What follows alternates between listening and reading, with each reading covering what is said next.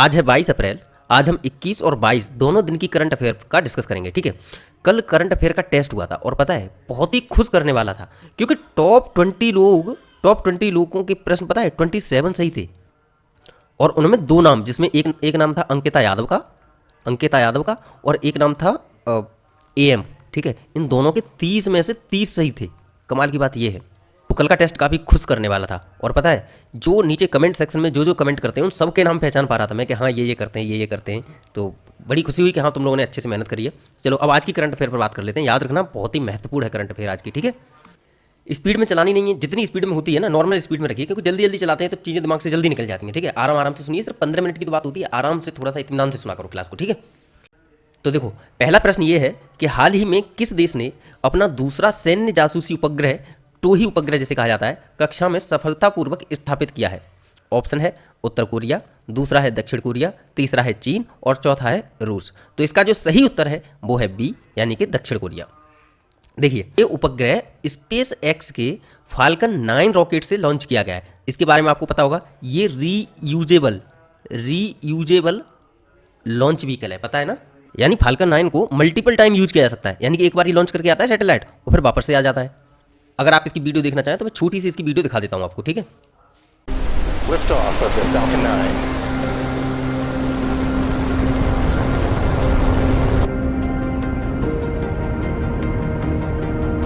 Vehicles pitching downrange. Stage 1 entry startup. Stage 1 is transonic. Stage 1 landing weird startup. Stage 1 landing leg deploying.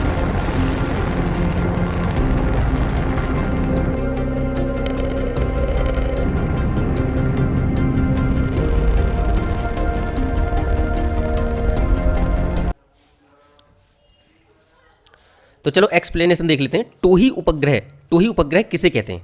तो देखो यह उपग्रह synthetic aperture radar से lace होते हैं। सिंथेटिक अपर्चर रडार यानी कि सार, ठीक है।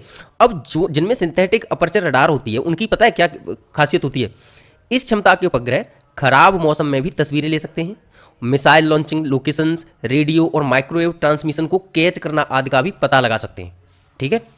अच्छा, नीचे एक विश्व के कुछ अन्य देशों के नाम दिए हैं जिन्होंने अपने खुद के टोही उपग्रह लॉन्च किए हैं, जैसे USA का की होल सीरीज, चीन का याओगान सीरीज, रूस का परसोना सीरीज और भारत की रडार इमेजिंग सैटेलाइट 2 यानी कि रीसेट 2 सीरीज। इन सबसे क्या है, ये सब के सब टोही उपग्रह हैं, यानी ऐसे उपग्रह हैं जो अंतरिक्ष में जाके जासूसी कर सकते हैं दूसरे देशों की, ठीक है। इसके साथ ही हमें एक और बात का पता होना चाहिए कि आजकल ना देशों के पास कुछ शक्तियां और डेवलप हो गई हैं, जैसे कि एंटी सैटेलाइट। देखिए एक जगह से दूसरी जगह इन्फॉर्मेशन पहुंचाने के लिए हमें पता है कि ज़्यादातर किसका यूज़ होता है, सैटेलाइट का यूज़ होता है, इन्फॉर्मेशन वाले सैटेलाइट। अगर मान के चलिए कोई अपने सैटेलाइट से एंटी सैटेलाइट के जरिए और किसी सैटेलाइट को ही उड़ा दे, इससे क्या होगा पता है? उसकी इन्फॉर्मेशन ही कट जाएगी। अगर इन्फॉर्मेशन कट जाएगी तो जब इन्फॉर्मेशन ही नहीं पहुंचेगी तो युद्ध क्षेत्र में तो वो वैसे ही हार जाएगा। समझ में आ रहा है? तो आजकल देश एंटी सैटेलाइट जो शक्ति है उस पर उसको भी मतलब डेवलप करने पर जोर दे रहे हैं। तो इन सब चीज़ों से ना हमारे दिमाग में एक चीज़ और आ रही होगी। साथ ही कुछ ऐसे भी देश हैं जो अंतरिक्ष सेना का गठन कर रहे हैं, ठीक है, अंतरिक्ष सेना का गठन कर रहे हैं, ये भी आपको पता होगा। तो इससे ना एक बड़ी समस्या हमारे सामने आ रही है कि militarization and weaponization of space and colonization of space, ये दो चीज़ें उभर के आ रही हैं समस्याएं, पता है। जैसे जब भी ये मेंस में प्रश्न आएगा तो पता है कैसे आएगा? मेंस में इस प्रकार से आएगा कि चीज़ों के बारे में दे देगा कि इनके बारे में आप उपलब्धि बताएं, साथ ही चुनौतियों के बारे में बताएं, ठीक है। चुनौतियों के बारे में बोल देगा कि चुनौतियों के बारे में बताएं, तो आपको वहाँ पर ये चीज़ डालनी होगी। यानी कि जैसे पूरी दुनिया में आज वेपन्स को स्टेबल कर रखा है अलग अलग देशों ने, उसी प्रकार अंतरिक्ष में भी ये प्रयास कर रहे हैं कि वहाँ पर भी उसका भी वेपनाइजेशन हो जाए। तो ये बड़ी समस्या है हमारे लिए, ठीक है। और कॉलोनाइजेशन का मतलब ये हो गया कि आजकल जो देश बड़े अलग अलग ग्रहों पर जाना चाह रहे हैं कि भाई कुछ मंगल पर जाना चाह रहे हैं, ठीक है, कुछ और आगे बृहस्पति पर भी जाना चाह रहे हैं, तो यहाँ पर जाना चाह रहे हैं। उसके साथ ही कुछ कंपनियों को यहाँ के कॉन्ट्रैक्ट भी दिए जाएंगे, ठीक है, इसकी भी बात चल रही है। इससे पता है क्या होगा कि यहाँ की देशों की प्राइवेट कंपनियां जाएंगी दूसरे ग्रहों पर और वहाँ से खनन का उत्खनन करके लाएंगी, ठीक है। अब जब खनन का उत्खनन करके लाएंगी अलग अलग देशों की, तो कंपटीशन होगी। तो जैसे आज से 200 साल पहले जैसे यूरोपीय कंपनियां अलग अलग देशों में गई थीं और उन्होंने वहाँ पर जाकर के जिस प्रकार से वहाँ का शोषण किया उन देशों का, और फिर उन शोषण के दौरान ये कंपनियां आपस में लड़ी भी, ठीक है। तो ये क्या हुआ था, इन्होंने कॉलोनीज बनाई थी अलग अलग देशों में जाकर के।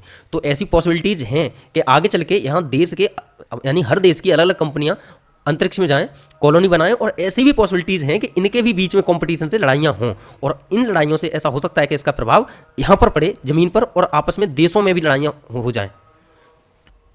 चलिए अब अगले प्रश्न पर चलते हैं। अगला प्रश्न है कि हाल ही में चर्चा में रहा स्थल इस्फहान किस देश से संबंधित है। इंपॉर्टेंट है, ये याद रखना, ठीक है। ये क्यों है चर्चा में? क्योंकि देखो, इस्फहान पर अभी हाल ही में आपको पता है कि ईरान ने इजराइल पर हमला किया था, ठीक है। अब ईरान ने जब इजराइल पर हमला किया तो इजराइल ने उस हमले के जवाबी कार्रवाई में 5-6 दिन बाद ईरान पर हमला किया।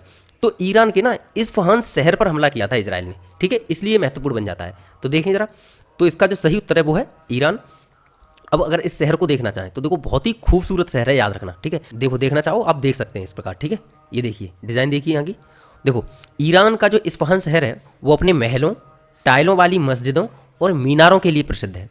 इस शहर और उसके आसपास के इलाकों में ड्रोन और बैलिस्टिक मिसाइल बनाने वाले कारखानों का हब है। इसके पास ही ईरान का नतंज परमाणु केंद्र है, ठीक है।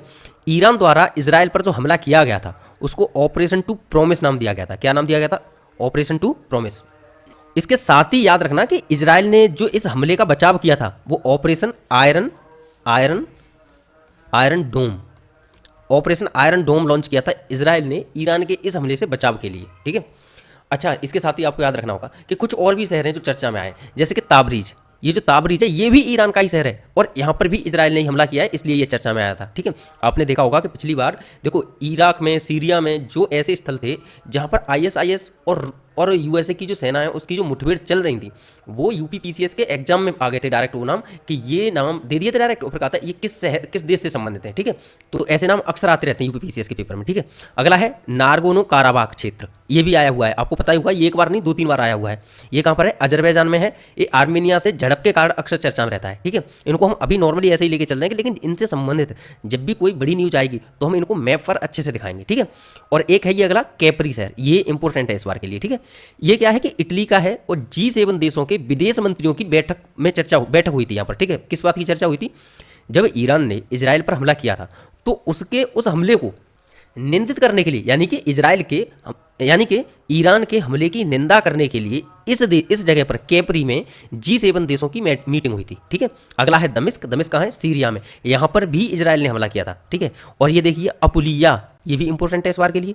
अपुलिया 50वां, ये है 50वां G7 शिखर सम्मेलन की मेजबानी करेगा, जो 13 से 15 जून 2024 को आयोजित होना है, ठीक है। इटली में है, ये याद रखना। और इस बार की जो G7 की अध्यक्षता कौन सा देश कर रहा है? इटली, ठीक है। ये चीज़ भी याद रखनी है। अगला है एसेकिबो क्षेत्र, ये गुयाना में है, और गुयाना और वेनेजुएला का सीमा विवादित क्षेत्र है, लेकिन है तो गुयाना में, लेकिन ऑयल और पेट्रोलियम के प्रचुर भंडार होने के कारण वेनेजुएला भी उस पर अपना अधिकार जताता है, ठीक है। अब आ जाता है कैरोवन। कैरोवन क्या है? ट्यूनीसिया में है कैरोवन, और यूनेस्को की विश्व विरासत स्थलों को कुछ नुकसान हुआ है, यहाँ पर बड़ी बड़ी दीवारें थी जो कि ढह गई हैं, ठीक है, इसलिए ये चर्चा में आए। तो इन सारे के सारे शहरों को याद रखना है, कौन सा शहर किस देश में है।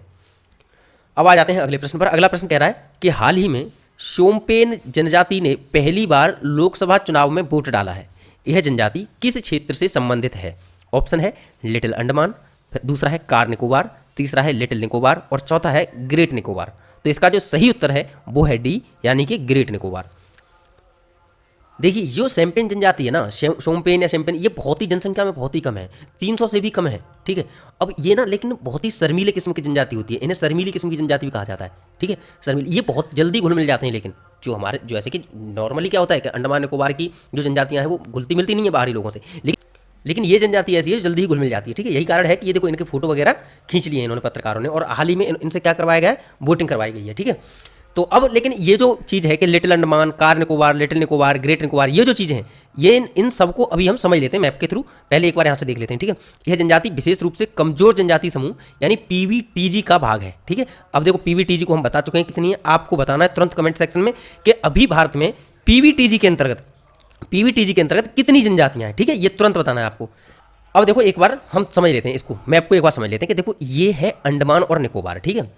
अब ये जो 10 डिग्री चैनल है ना, ये वाला, ये 10 डिग्री चैनल, यहाँ से जो ऊपर का है वो है अंडमान आइलैंड्स, और जो नीचे का है, नीचे के हैं वो हैं निकोबार आइलैंड्स, ठीक है। तो यानी अंडमान और निकोबार को जो डिवाइड करता है वो क्या करता है? 10 डिग्री चैनल, ठीक है, ठीक है। ये प्रश्न तो आ चुका है कई बार, लेकिन प्रश्न की ना भाषा बदलेगी अब। किस तरीके से? ये 10 डिग्री चैनल के जस्ट ऊपर देखो क्या है? लिटिल अंडमान, ठीक है। और 10 डिग्री चैनल के जस्ट नीचे देखो क्या है, कार निकोबार। समझ में आया? तो प्रश्न ऐसे आ सकता है कि 10 डिग्री चैनल किन दो क्षेत्रों को डिवाइड करता है, और वहां पर एक ऑप्शन में लिटिल अंडमान और कार निकोबार होगा, और बाकी के और भी ऑप्शन होंगे, लेकिन उसमें जो सबसे अच्छा ऑप्शन होगा वो कौन सा होगा, ये वाला सबसे अच्छा ऑप्शन होगा कि लिटिल अंडमान और कार निकोबार, ठीक है। अब जो अंडमान आइलैंड्स हैं उनको अगर एक बार देखना चाहें कि तो देखो ये मान के चलो जो नॉर्थ अंडमान है, यहां से मान के चलो ऊपर का है नॉर्थ अंडमान, ठीक है, और मिडिल अंडमान के अंतर्गत ये आते हैं, ठीक, इतनी बात हुई क्लियर। और फिर आ जाता है लिटिल अंडमान, लिटिल अंडमान में ये आता है, यानी कि अंडमान के जो आइलैंड्स हैं उनको 3 भागों में डिवाइड किया जाता है मोटे मोटे तौर पर, नॉर्थ अंडमान, मिडिल अंडमान और लिटिल अंडमान। अब अगर ये पूछा जाए कि भाई अंडमान और निकोबार की जो कैपिटल है वो किस आइलैंड पर है, तो देखो मिडिल अंडमान पर है। किस पर है, देखो मिडिल अंडमान है ना ये, तो मिडिल अंडमान का ही भाग ये जो देखो जो द्वीप है इसी पर तो है पोर्ट ब्लेयर, यानी कि मिडिल अंडमान पर है, क्या है, मिडिल अंडमान पर है पोर्ट ब्लेयर, यानी अंडमान निकोबार की कैपिटल, ठीक है, ये याद रखना है चीज, ठीक है। अब आ जाते हैं आगे, अगला जो एक पॉइंट है कि देखो ये है मिडिल अंडमान और ये है लिटिल अंडमान। अब मिडिल अंडमान और लिटिल अंडमान इन दोनों के बीच में है डंकन पास, क्या है, डंकन पास, ये भी याद रखना है। पहला पॉइंट कि भाई पोर्ट ब्लेयर कहाँ है, मिडिल अंडमान पर, डंकन पास किस किस को डिवाइड कर रहा है, मिडिल अंडमान और लिटिल अंडमान को, ठीक है। अब आ जाते हैं निकोबार आइलैंड्स पर। निकोबार आइलैंड्स में देखो ये है कार निकोबार, ठीक है, और ये देखो ये है लिटिल निकोबार, और सबसे नीचे ये है ग्रेट निकोबार। मोटे मोटे तौर पर 3 भागों में हमने इनको भी देखा, ये है कार निकोबार, और ये बीच वाला ये क्या है, लिटिल निकोबार, और सबसे नीचे ये क्या है, ग्रेट निकोबार, ठीक है।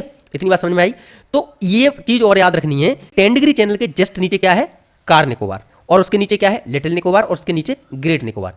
अब जो ग्रेट निकोबार है, जो शैम्पेन जनजाति या सोम्पेन जनजाति रहती है वो कहाँ रहती है, वो इस अंडमान, इस ग्रेट निकोबार पर रहती है, ये याद रखना है, ठीक है। सोम्पेन जनजाति कहाँ रहती है, ग्रेट निकोबार पर। अब देखो ये इतना नीचे है ना, ग्रेट निकोबार सबसे नीचे है लास्ट में, यही कारण है कि यहाँ पर सबसे लास्ट में क्या है, इंदिरा पॉइंट है, क्या है, इंदिरा पॉइंट, जो कि भारत का सबसे दक्षिणतम पॉइंट है, ठीक है। अब यहाँ पर देख लीजिए कि यह जनजाति ग्रेट निकोबार द्वीप पर पाई जाती है, यह मंगोलॉयड निर्जातीय समूह से संबंधित है, ठीक है। 2011 की जनगणना के अनुसार सोम्पेन जनजाति की अनुमानित संख्या 229 है। ये लोग अर्ध खानाबदोश जीवन जीते हैं। अर्ध खानाबदोश का मतलब ये है कि कुछ समय के लिए रहते हैं किसी स्थान पर, वहां के संसाधनों का यूज करके ये आगे बढ़ जाते हैं, ठीक है। अब है अंडमान द्वीप समूह।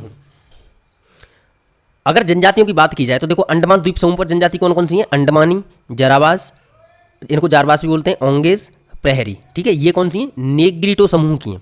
देखो ये बहुत महत्वपूर्ण है ये, ठीक है। नेग्रिटो समूह की हैं, अंडमानी, जराबाज, ओंगेज और प्रहरी नेग्रिटो समूह की हैं। और जो निकोबारी समूह की हैं ना जो जनजातियां, वो कौन सी हैं, इन्हें निकोबारी और सोम्पेन्स हैं, जो कि ये मंगोलाइड समूह की हैं, ठीक है। तो देखो जो निकोबार पर रहने वाली जनजातियां हैं, निकोबारी, सोम्पेन्स, ये किसकी हैं, मंगोलाइड समूह की। और जो अंडमान पर रहने वाली जनजातियां हैं वो अंडमानी, जराबाज, ओंकेश, प्रहरी, ये किसकी हैं, नेग्रिटो समूह की, ठीक है। और जो समूह है ना नेग्रिटो, मंगोलॉयड, ये समूह हम फिर किसी दिन बताएंगे, क्योंकि आज बहुत चीज़ें हैं समझाने के लिए, ठीक है।